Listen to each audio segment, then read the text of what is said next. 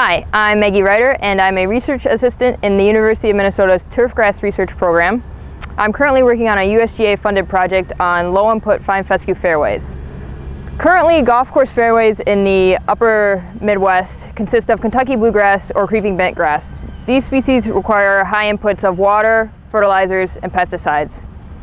Most research on golf course fairways involves changes in management practices of these species in an attempt to reduce inputs.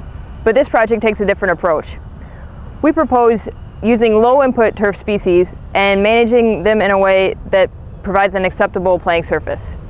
Fine fescues have been proven to produce excellent turf quality and playability while using less inputs of water, fertilizers, and pesticides. Superintendents are wary to use these fine fescue species because of limited research on them in a fairway setting. But this project will continue to build support for these species and allow superintendents to overcome these barriers and begin using fine fescues for golf course fairways in the northern United States. Okay, so right here we're at an older fine fescue fairway trial through the National Turfgrass Evaluation Program. These cultivars were subjected to traffic several times a week with our traffic simulator. You can see some of the plots are really battling weeds, like right here, and diseases like dollar spot. But some of the plots have done impressively well under these traffic conditions. The next step will be to create mixes of these cultivars. The mixture study will have 3 parts.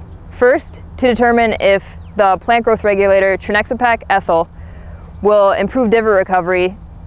Second, to determine if fine fescues can survive as fairway turf under acute drought.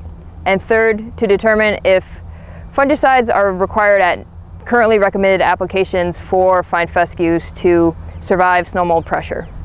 Of the 5 fine fescue species primarily used as turf, strong creeping red fescue, slender creeping red fescue, sheep's fescue, chewing's fescue, and hard fescue, we developed 25 mixes that you can see here. The cultivars selected were based on previous research. These plots were seeded 6 weeks ago, and you can already see differences in establishment. Data will be taken here on turf quality, weeds, disease, spring green up, species composition, clipping yield, color, and density as determined from digital image analysis.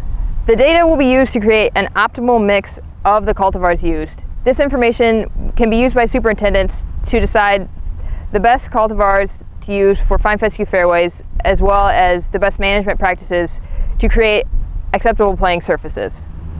This information is vital to superintendents as they deal with increased regulations imposed by government.